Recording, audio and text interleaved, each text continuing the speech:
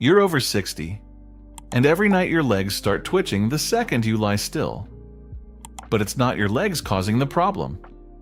It's a shortage in your brain's chemistry, and most doctors never test for it. This isn't rare. It's happening to people exactly like you. Right now, often for years before anyone names it. You get up and walk it off. You blame restless sleep, or getting older, or too much coffee. And most people never connect it to the one thing a simple blood test could actually explain. It's easy to miss because nothing about it looks like a nerve problem from the outside.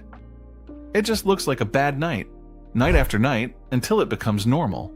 Today, I'm going to show you what the research actually says your body may be missing, and why it shows up most at night, of all times. My name is Dr. Liam Green.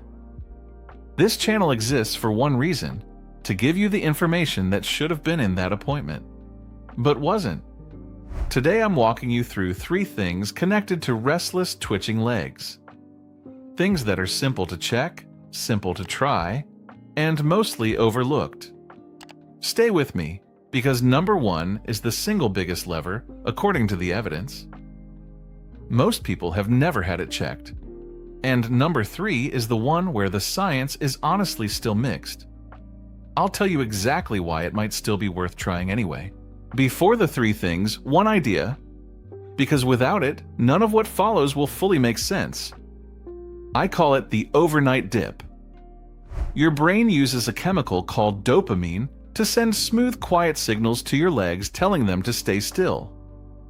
Dopamine naturally dips a little every evening. That's normal for everyone. That's not unique to restless legs. It's just a normal part of how the brain runs on a daily cycle. But your brain needs iron to actually produce dopamine. When your iron reserves run low, even if you're not officially anemic, that normal evening dip goes further than it should. The signal gets noisy, and your legs start moving on their own to compensate. That's the overnight dip. Keep it in mind as we go through each one. Item number 1, the ferritin check. Getting your ferritin checked. Let me tell you about Patricia. She's 63, a retired librarian in Portland, Maine. For 6 years, she assumed restless legs were just part of getting older. Her regular blood work never flagged anything. No anemia, nothing red flagged. Her doctor moved on to the next item on the checklist. And so did she. Here's the problem. Most standard checkups only flag iron deficiency once you're anemic. But a randomized trial found that patients with restless legs and merely low normal ferritin, above the anemia cutoff, still had significantly less severe symptoms after 12 weeks of oral iron compared to placebo. A separate Cochrane review pooling data from over 300 patients found the same pattern. Iron treatment measurably reduced symptom severity scores. What to do? Ask your doctor specifically for a ferritin test, not just a general iron or anemia panel. Say the words ferritin level out loud. It's a different number, and it's the one that actually matters here. Your regular primary care doctor can order this. You don't need a specialist for this first step.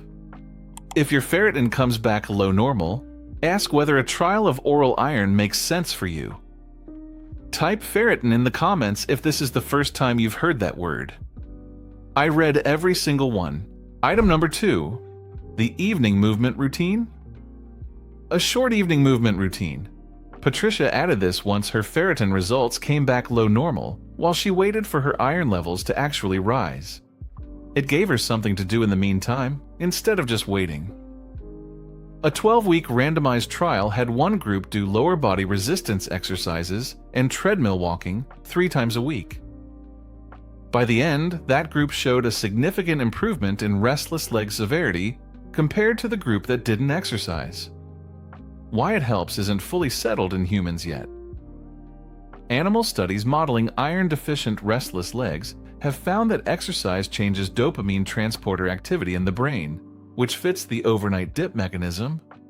It's a plausible explanation, not a proven one. I'd rather say that plainly than dress it up as more certain than it is. What to do? 10 minutes of leg-focused resistance work, like gentle band exercises or a short walk. Done in the late afternoon or early evening, not right before bed. 3 times a week, consistently. Patricia used a resistance band while watching the evening news, so it never felt like a separate chore. Item number 3. Magnesium and vitamin B6. And I want to be straight with you about this one, because the evidence isn't settled. Meet Robert. He's 68, a retired accountant in Omaha, who tried magnesium after his ferritin numbers were already improving. He wanted to know if there was anything else worth doing. A 2022 randomized trial found that both magnesium and vitamin B6 reduced symptom severity compared to placebo over 2 months. That sounds clear-cut. But the researchers running that very trial openly note that the broader body of evidence on magnesium for restless legs is genuinely inconsistent. Some studies show a real benefit, others show none at all. Part of that inconsistency likely comes down to who was actually iron deficient going into the trial. That's the honest picture, even if it's a messier one than most channels give you. What to do? If your ferritin is confirmed normal and the twitching persists, magnesium is a low-risk option worth discussing with your doctor. It's not the proven first step, it's the reasonable next one. Robert says it took the edge off, though he can't say for certain how much was the magnesium and how much was just time. Here's your protocol. Write it down. 1. Ask for a ferritin test by name. This is the single most evidence-backed step of the 3. 2. 10 minutes of leg-focused movement 3 times a week in the afternoon or early evening. 3. Magnesium, only after ferritin is confirmed normal, and with your doctor's input. The evidence here is real but mixed. Start with 1 this week. It costs 1 line on a lab order form. Add 2 once you have a baseline. 3 is worth a conversation, not a rush. None of these 3 steps requires giving up on medication if you're already on something for this. Talk to your doctor about how they fit together. Small changes, taken in order, tend to hold up better than trying everything at once. Patricia came back to see me 3 months later. I forgot what it felt like to just lie down and stay down. That's what this is really about. Not another supplement aisle to wander through blindly. 1 specific number on a lab report that most checkups never think to ask for.